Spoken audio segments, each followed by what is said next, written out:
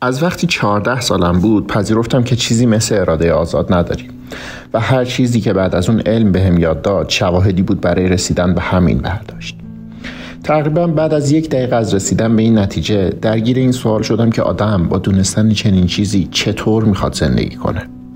در واقع 5 سال گذشته رو صرف نوشتن کتابی در مورد همین قضیه کردم که اسمش رو گذاشتم Determined Science of Life Without Free Will.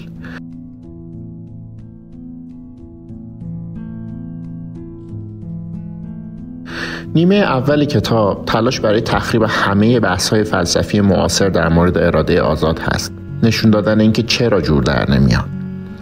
نیمه دوم کتاب راجع به اینه که هی وای من، اگه همه شروع کنن به باور به اینکه اراده آزاد نداریم چطور قرار زندگی کنیم؟ و قابل انتظاره که نوشتن نیمه اول برام حدود 1 سال طول کشید و نیمه دوم 4 سال. با این حال چیزی که میخواستم نشد. انگار واقعا چیز هوشمندانه‌ای برای گفتن نداشتم، اما باید یه جای کتابو تموم میکردم. نیمه دوم به 4 تا مسئله میپردازه که 3 اول آسونن و 4می نشدنی. اول این که اوه نه، اگه مردم به این باور برسن که اراده آزاد نداریم رد میدن و اخلاق از بین میره. برای رسیدگی به این به مطالعات سر میزنم، جایی که حداقل برای من خیلی قانع کننده بود که نه، همچین اتفاقی نمیافته. اگه کسی رو وادار کنید که اعتقاد کمتری به اراده آزاد داشته باشه، مدت کوتاهی بعد از اون احتمالش هست که رفتار کمتر اخلاقی داشته باشه. ولی افرادی که سخت و طولانی در این مورد تعمق کردن و درد کشیدن تا به این نتیجه برسن، دقیقاً به همون اندازه افرادی که به آزادی اراده باور دارن اخلاقی هستن.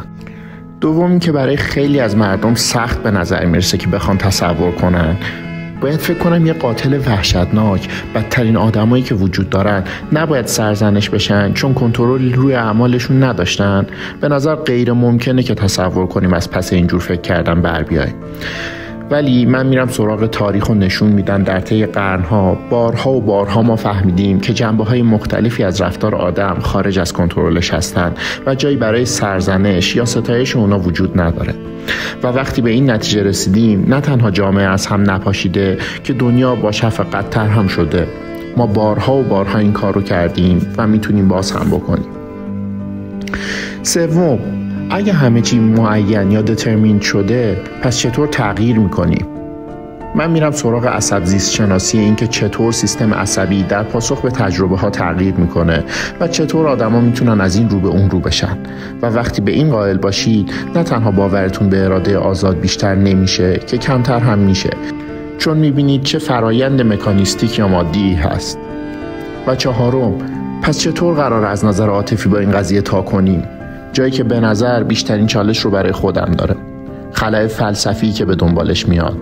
من از همون چیزا ساخته شدم، چیزی بیشتر از قطعاتی که یک زرافه یا اجرام آسمونی رو ساختن نیستم. کسایی که عاشقشونم و اونایی که منو دوست دارن مکانیستیک هستن. من شایسته هیچ ستایشی از بابت کارهای خوبی که کردن نیستم. ما فقط ماشین هستیم و همه چیزی که میتونم از این برداشت کنم اینه که هیچ کدوم از ما شایسته و مستحق چیزی بیشتر یا کمتر از بقیه آدما نیستیم. و نفرت داشتن از یه آدم دیگه مثل نفرت داشتن از زلزله یا ویروس میمونه. و در تلاش برای زندگی کردن بر این مبنا که اغلب هم موفق نیستم، این حوزه آخر جایی که کمترین جواب رو براش دارم و بیشترین سرافکندگی رو بابتش، و جایی که کتاب هم از همه ضعیف‌تره. دنیا بی هدف و بی تفاوته و ما فقط ماشین هایی توی اون هستیم، ولی فقط از این بابت که سلول های عصبی زیادی داریم و در نتیجه پیچیدگی نوظهور بر مبنای اینکه با کمیت کافی کیفیت به وجود میاد، ما مثل ماشین های دیگه نیستیم، چون ماشین هایی هستیم که قابلیت حس درد رو به طریقی داریم که انگار واقعیه و در نتیجه درد برامون واقعیه. و این جاییه که با تموم تفکر علمی و منطقیم در منطقی فکر کردن شکست میخورم، ولی تلاش نمیکنم بر اون فائق بیام. من برداشتم اینه که اگرچه با عقل جور در نمیاد که فکر کنیم ممکنه چیز خوبی برای یک ماشین اتفاق بیفته، این خوبه که درد ماشینای دیگر رو کم کنیم. این بهترین کاریه که میتونم بکنم. گاهی بهم کمک میکنه و امیدوارم بتونه برای شما هم کمی مفید باشه.